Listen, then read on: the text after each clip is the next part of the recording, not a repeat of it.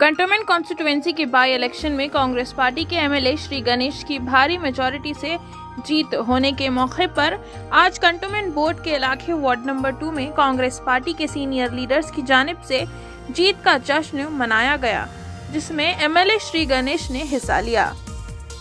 रसूलपुरा चौरस्ते के पास कांग्रेस पार्टी के senior leader Nasir भाई, श्री हरियाणा, तहसीन, इस्माइल भाई, नजीर और समी की जानिब से एमएलए श्री गणेश का इस्तकबाल करते हुए उनकी गुलपोशी की गई और पटाखे भी जलाए गए, जिसके बाद Rasoolpura silver compound double bedroom committee के मेंबर्स बालराज, रफीक, नरेश, तौफीक और रऊफ की जानिब से एमएलए श्री गणेश की गुलपोशी की गई और उन्हें मुबारकबाद देते हुए वहां से जीत का जश्न मनाते हुए एक रैली भी निकाली गई। ये रैली इंदिरा नगर के इलाही मस्जिद के पास पहुंची, जहां बशीर कैफे के ओनर अलहज अब्दुल वहाब साहब ने एमएलए श्री गणेश का इस्तकबाल किया और उनकी गुलपोशी करते हुए उन्हें मुबारकबाद दी। इनके साथ इनके बेटे इरफान, फैजान और सलमान और अजहर भी मौजूद थे। एमएलए श्री गणेश की रैली इंदिरा नगर होते हुए अन्ना नगर पहुंची, जहां कांग्रेस पार्टी के सीनियर लीडर सैमसन राजू की सदारत में एमएलए श्री गणेश का इस्तकबाल हुआ और उनकी गुलपोशी करते हुए उन्हें मुबारकबाद दी गई। इस जश्न की रैली में मुपिड़ी गोपाल, रवि कुमार, राजेश, अजय, संतू, धर्मी, अन्ना नगर मुरली, बोइनपल्ली एग्रीकल्चर मार्केट के एक्स डायरेक्टर शेख नईम, महिला लीडर यूसुफ बानू, अंजनेलू, श्रीनू, जिलानी, एडवोकेट विनोद, सईद भाई, जुबैर, इशाक, श्रीलंका बस्ती के यूसुफ भाई, नईम, अकबर, श्रीनिवास, कोंडल राव और अन्नू भी मौजूद थे।